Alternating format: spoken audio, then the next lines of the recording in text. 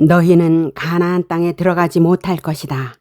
이것이 민수기 14장에서 내려진 하나님의 심판이었습니다. 그런데 바로 다음 장에서 하나님께서는 말씀하십니다. 너희는 내가 주어 살게 할 땅에 들어가지 못한다는 심판 직후에 왜 하나님께서는 들어간 이후의 일을 말씀하셨을까요? 출애굽 제1세대는 하나님의 약속을 믿지 않았습니다. 그들은 가나안에 들어가기를 거부했고 새로운 지도자를 세워 애굽으로 돌아가려고 했습니다. 결국 여호수아와 갈렙을 제외한 제1세대는 광야에서 쓰러질 것이라는 심판을 받았습니다. 그러나 사람의 실패가 하나님의 약속까지 무너뜨릴 수는 없었습니다. 불신앙의 세대는 가나안에 들어가지 못하지만 하나님께서는 다음 세대를 통해 반드시 언약을 이루실 것입니다. 사람은 약속을 버렸지만 하나님께서는 약속을 버리지 않으셨습니다. 민수기 15장은 심판 가운데서도 계속되는 하나님의 언약을 보여줍니다. 출애굽 제1세대가 실패한 것은 하나님의 능력을 보지 못했기 때문이 아닙니다. 그들은 날마다 하늘에서 내리는 만나를 먹었습니다. 낮에는 구름 기둥을 보았고 밤에는 불 기둥을 보았습니다. 그들 한가운데에는 하나님의 성막이 있었습니다. 하나님께서 살아 계신다는 증거가 날마다 눈앞에 나타났습니다. 그런데도 가나안의 성벽과 거인들을 보자 하나님의 약속을 잊어버렸습니다. 성막은 그들 가운데 있었지만 하나님의 말씀은 그들의 마음을 다스리지 못했습니다. 하나님의 임재를 눈으로 보았지만 하나님을 신뢰하지는 않았습니다. 하나님께서는 출애굽기 29장에서 말씀하셨습니다. 내가 이스라엘 자손 중에 거하여 그들의 하나님이 되리니 그들은 내가 그들의 하나님 여호와로서 그들 중에 거하려고 그들을 애굽 땅에서 인도하여 낸 줄을 알리라. 하나님께서 이스라엘을 구원하신 목적은 단지 애굽의 노예 생활에서 해방하는 데 있지 않았습니다. 하나님께서는 자기 백성 가운데 거하시며 그들의 하나님이 되기를 원하셨습니다. 구원은 장소만 바뀌는 것이 아닙니다. 애굽에서 광야로 나왔다고 해서 구원이 완성되는 것이 아닙니다. 구원은 하나님께 속하여 그분과 함께 살아가는 것입니다. 하나님을 알고 신뢰하고 그분의 말씀에 순종하며 동행하는 것입니다. 그러나 이스라엘은 하나님의 선물은 원하면서도 하나님 자신을 기뻐하지 않았습니다. 하나님의 능력은 원했지만 하나님의 뜻에는 관심이 없었습니다. 그래서 어려움을 만나자 약속도 버리고 사명도 버리고 애굽으로 돌아가려고 했습니다. 민수기 15장은 다음 세대에게 말씀합니다. 이전 세대처럼 하나님을 배반하지 말라. 은혜를 기억하며 하나님을 예배하라. 죄를 가볍게 여기지 말라. 마음과 눈의 욕심이 아니라 하나님의 뜻을 따라 살아라. 하나님께서는 가나안 땅에 들어간 후 드려야 할 제사 규례를 말씀하셨습니다. 번제나 화목제, 서원을 갚는 제사나 자원하여 드리는 제사를 올릴 때에는 소제와 전제를 함께 드려야 했습니다. 소제는 고운 곡식가루에 기름을 섞어 드리는 것이고 전제는 포도주를 부어 드리는 것입니다. 그런데 이스라엘은 아직 광야에 있었습니다. 곡식을 심을 밭도 없었고 포도를 재배할 땅도 없었습니다. 그럼에도 하나님께서는 이미 그들이 가나안에서 곡식과 포도를 거두게 될 것을 전제로 말씀하셨습니다. 이스라엘에게 가나안은 불확실한 미래처럼 보였지만 하나님께는 반드시 이루어질 약속이었습니다. 하나님께서는 그들이 가나안에 들어가는 것만 약속하지 않으셨습니다. 그 땅에서 농사를 짓고 곡식을 거두고 포도주를 얻으며 살아갈 것까지 약속하셨습니다. 가나안에서 드리는 곡식과 포도주는 하나님께서 주신 땅의 소산이었습니다. 이스라엘 백성은 소제와 전제를 드리며 고백해야 했습니다. 이 땅을 하나님께서 주셨습니다. 이 곡식도 하나님께서 주셨습니다. 이 포도주도 하나님께서 주셨습니다. 우리가 먹고 살아가는 모든 것이 하나님의 은혜입니다. 그러므로 예배는 하나님께 무엇을 얻어내기 위한 거래가 아닙니다. 이미 받은 은혜를 기억하며 감사로 응답하는 것입니다. 우리의 생명도 하나님께서 주셨습니다. 시간과 재능, 물질과 일할 힘도 하나님께서 주셨습니다. 참된 예배는 모든 것이 하나님의 은혜임을 인정하는 데서 시작이 됩니다. 소재와 전제는 희생제물과 함께 드려졌습니다. 곡식과 포도주만으로는 속죄의 제사가 될 수 없었습니다. 죄인이 하나님께 나아가는 기초는 인간의 정성이나 결단이 아니라 죄인을 대신하여 죽는 희생제물의 피였습니다. 소재와 전제는 희생제물의 피 위에 드려지는 것입니다. 구약의 흠없는 희생제물은 장차 오실 예수 그리스도를 가리킵니다. 예수님께서는 죄가 없으셨지만 죄인을 대신하여 십자가에서 피 흘려 죽으셨습니다. 우리의 선행이 죄를 씻는 것이 아닙니다. 우리의 정성과 헌신도 하나님께 나아갈 자격을 만들어내지 못합니다. 오직 예수 그리스도의 피가 우리를 깨끗하게 합니다. 그러므로 우리가 드리는 모든 예배와 헌신도 그리스도의 희생 위에서만 하나님께 받아들여집니다. 소재와 전제가 거룩한 희생제물 위에서만 드려질 수 있듯이 우리의 예배가 예배되는 것은 예수 그리스도의 십자가의 희생을 바탕으로 드려지기 때문입니다. 그렇다면 소재와 전제는 오늘날 우리에게 무엇을 생각하게 합니까? 곡식을 곱게 빻아 정성스럽게 준비하듯 성도는 자신의 시간과 재능과 수고를 하나님께 드립니다. 포도주를 부어드리듯 자신의 삶을 아낌없이 하나님께 내어놓습니다. 사도 바울은 자신의 마지막을 앞두고 이렇게 고백했습니다. 전제와 같이 내가 벌써 부어지고 나의 떠날 시각이 가까웠도다. 바울은 자신의 헌신이 그리스도의 십자가를 완성한다고 말한 것이 아닙니다. 그리스도의 희생은 이미 완전합니다. 바울은 그 은혜를 받은 사람으로서 자신의 생애를 하나님께 온전히 드리는 그 완성을 말한 것입니다. 우리도 구원받기 위해 자신을 드리는 것이 아닙니다. 이미 그리스도의 은혜로 구원받았기 때문에 감사함으로 자신을 드립니다. 예배는 예배당에 머무는 한 시간이 아닙니다. 그리스도의 십자가를 의지하며 우리의 일상과 수고와 섬김을 하나님께 드리는 것이 예배입니다. 희생제물의 종류에 따라 함께 드리는 소재와 전제의 양도 달랐습니다.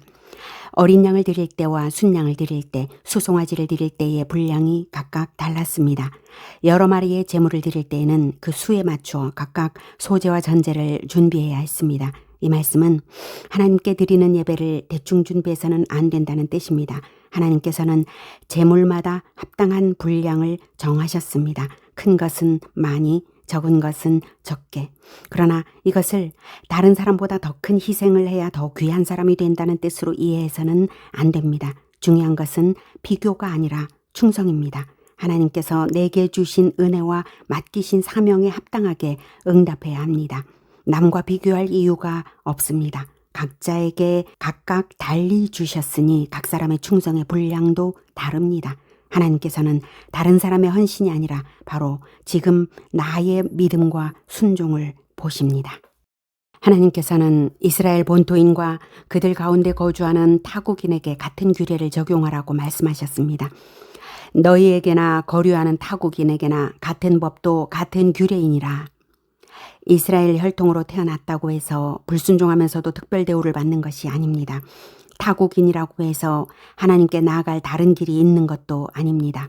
하나님을 예배하려는 사람은 누구나 같은 언약의 말씀 아래 서야 했습니다. 신약에서는 이 원리가 더욱 분명하게 나타납니다. 유대인이나 이방인이나 모두 같은 예수 그리스도를 믿어 구원받습니다. 우리 모두가 죄인이며 모두가 동일하게 그리스도의 은혜를 필요로 합니다.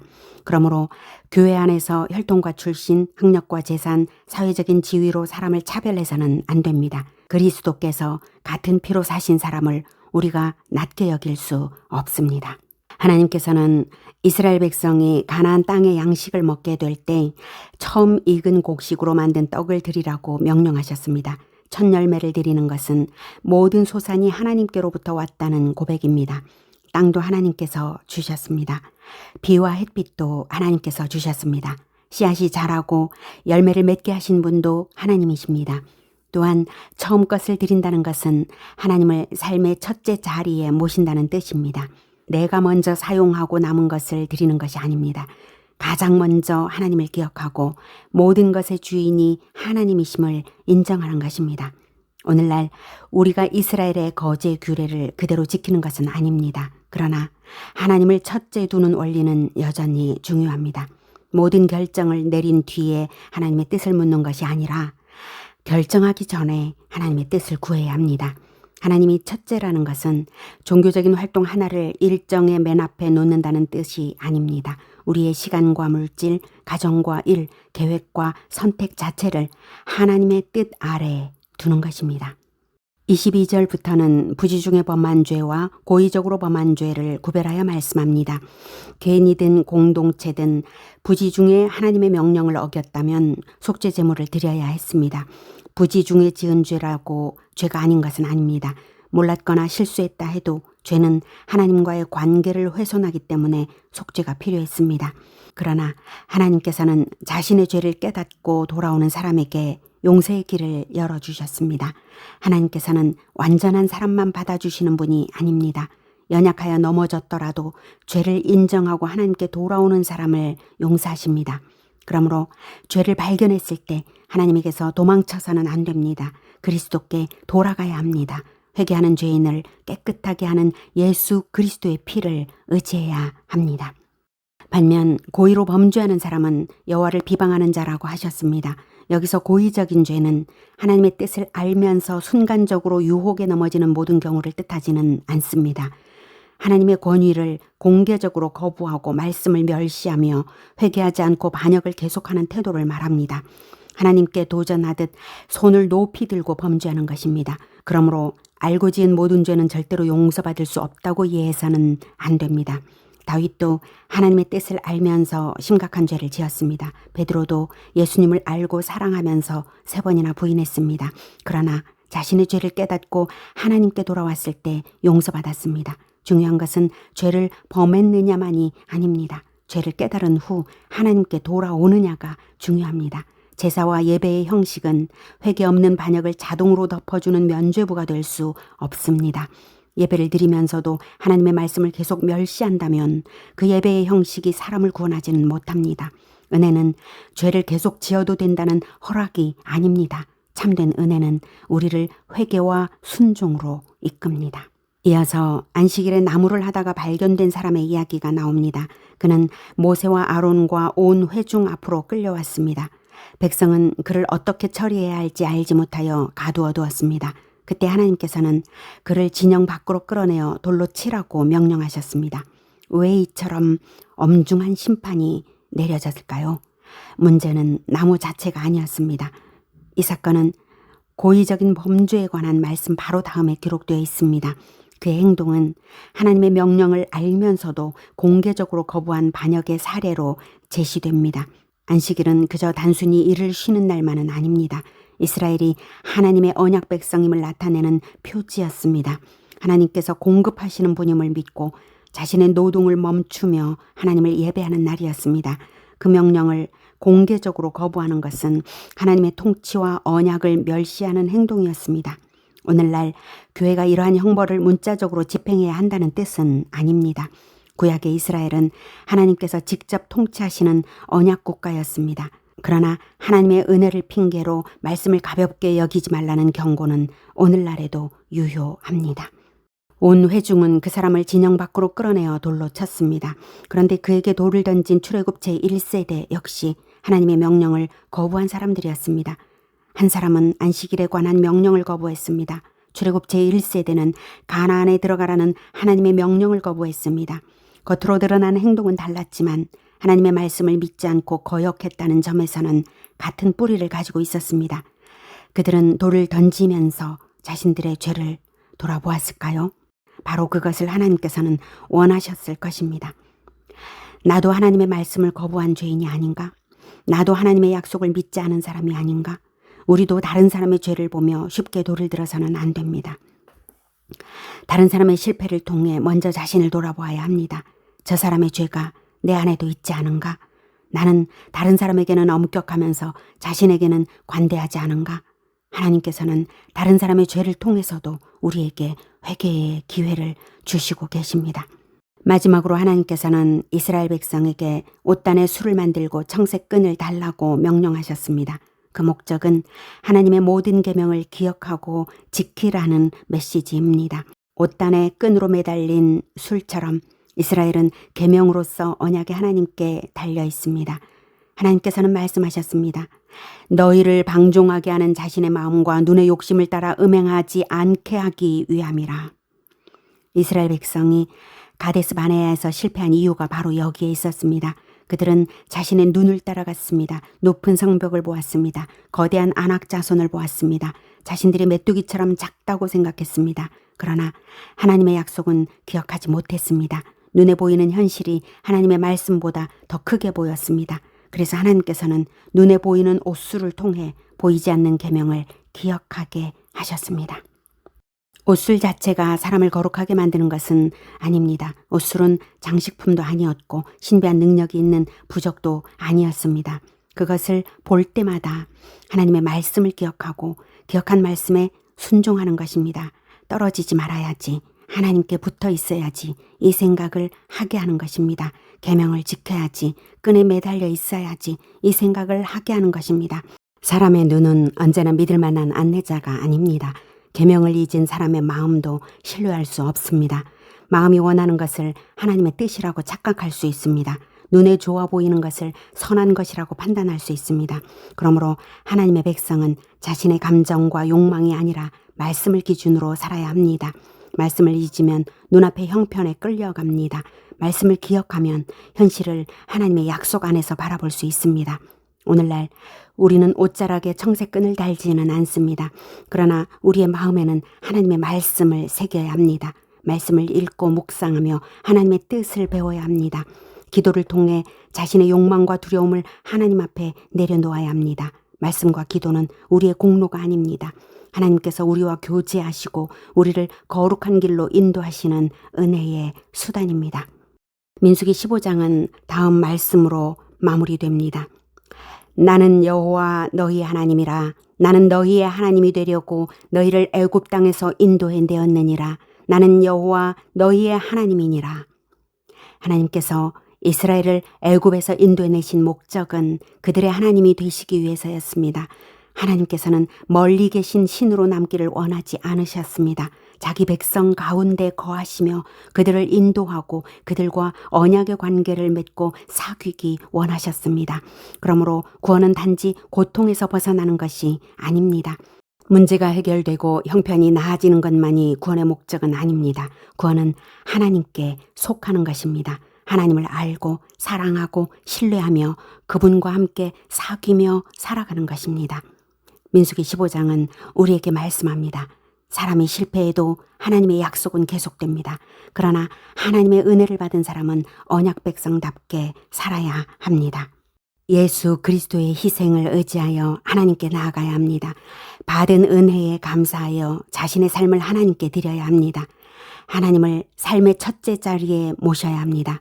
죄를 깨달았을 때 즉시 회개해야 합니다. 은혜를 핑계로 하나님의 말씀을 멸시해서는 안 됩니다. 그리고 자신의 마음과 눈의 욕심이 아니라 하나님의 말씀을 기억하며 살아야 합니다. 예수 그리스도께서는 우리를 위한 완전한 희생 제물이 되어주셨습니다. 우리의 헌신이 그리스도의 십자가를 완성하는 것이 아닙니다. 그리스도의 십자가가 우리의 헌신을 하나님께서 받으실 만한 예배가 되게 합니다. 그러므로 그리스도를 의지하십시오. 말씀을 기억하십시오. 죄를 발견했을 때 하나님께 돌아오십시오. 받은 은혜에 감사하여 자신의 삶을 하나님께 드리십시오. 말씀과 기도와 전도로서 하나님과 동행하며 언약 백성답게 살아가는 우리 모두가 되기를 기원합니다. 아멘. 하나님의 말씀을 함께 듣겠습니다. 민수기 15장 1에서 41절 말씀. 여호와께서 모세에게 말씀하여 이르시되 이스라엘 자손에게 말하여 그들에게 이르라. 너희는 내가 주어 살게 할 땅에 들어가서 여호와께 화제나 번제나 서원을 갚는 제사나 낙헌제나 정한 절기제에 소나 양을 여호와께 향기롭게 드릴 때에 그러한 헌물을 드리는 자는 고운 가루 10분의 1에 기름 4분의 1 흰을 섞어 여호와께 소제로 드릴 것이며 번제나 다른 제사로 드리는 제물이 어린 양이면 전제로 포도주 4분의 1 흰을 준 준비할 것이요 순양이면 소재로 고운 가루 10분의 2에 기름 3분의 1 흰을 섞어 준비하고 전제로 포도주 3분의 1 흰을 들여 여호와 앞에 향기롭게 할 것이요 번제로나 서원을 갚는 제사로나 화목제로 수송아지를 예비하여 여호와께 드릴 때에는 소재로 고운 가루 10분의 3 에바에 기름 반 흰을 섞어 그 수송아지와 함께 드리고 전제로 포도주 반 흰을 들여 여호와 앞에 향기로운 화제를 삼을지니라.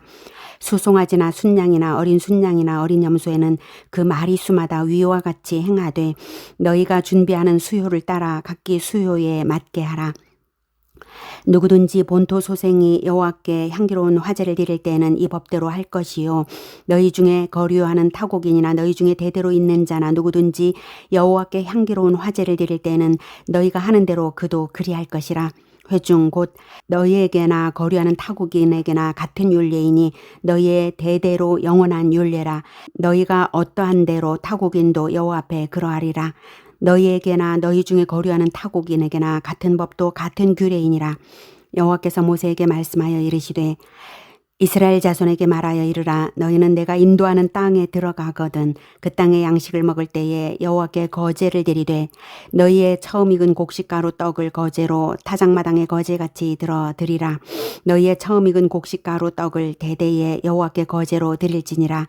너희가 그릇 범죄하여 여호와가 모세에게 말씀하신 이 모든 명령을 지키지 못하되 곧 여호와께서 모세를 통하여 너희에게 명령한 모든 것을 여호와께서 명령한 날 이후부터 너희 대대에 지키지 못하여 회중이 부지 중에 범죄하였거든 온 회중은 수송아지 한 마리를 여호와께 향기로운 화제로 드리고 규례대로 소제와 전제를 드리고 순염소 한 마리를 속죄제로 드릴 것이라. 제사장이 이스라엘 자손의 온 회중을 위하여 속죄하면 그들이 사함을 받으리니 이는 그가 부지 중에 범죄함이며 또 부지 중에 범죄함으로 말미암아 헌물 곧 화제와 속죄제를 여호와께 드렸음이라. 이스라엘 자손의 온 회중과 그들 중에 거류하는 타국인도 사함을 받을 것은 온 백성이 부지 중에 범죄하였음이니라. 만일 한 사람이 부지 중에 범죄하면 1년 된 암염소로 속죄제를 드릴 것이요 제사장은 그 부지 중에 범죄한 사람이 부지 중에 여호와 앞에 범죄한 죄를 위하여 속죄하여 그 죄를 속할지니 그리하면 사함을 얻으리라.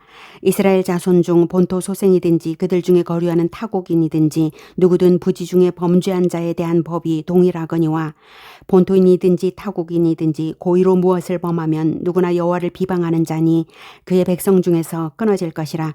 그런 사람은 여호와의 말씀을 멸시하고 그의 명령을 파괴하였은즉 그의 죄악이 자기에게로 돌아가서 온전히 끊어지리라. 이스라엘 자손이 광야에 거류할 때에 안식일에 어떤 사람이 나무하는 것을 발견한지라. 그 나무하는 자를 발견한 자들이 그를 모세와 아론과 온 회중 앞으로 끌어왔으나 어떻게 처치할는지 지시하심을 받지 못한 고로 가두었더니 여호와께서 모세에게 이르시되 그 사람을 반드시 죽일지니 온 회중이 진영 밖에서 돌로 그를 칠지니라. 온 회중이 곧 그를 진영 밖으로 끌어내고 돌로 그를 쳐 죽여서 여호와께서 모세에게 명령하신 대로 하니라. 여호와께서 모세에게 말씀하여 이르시되 이스라엘 자손에게 명령하여 대대로 그들의 옷단 귀에 술을 만들고 청색끈을 그 귀의 술에 더하라. 이 술은 너희가 보고 여호와의 모든 계명을 기억하여 준행하고 너희를 방종하게 하는 자신의 마음과 눈의 욕심을 따라 음행하지 않게 하기 위함이라.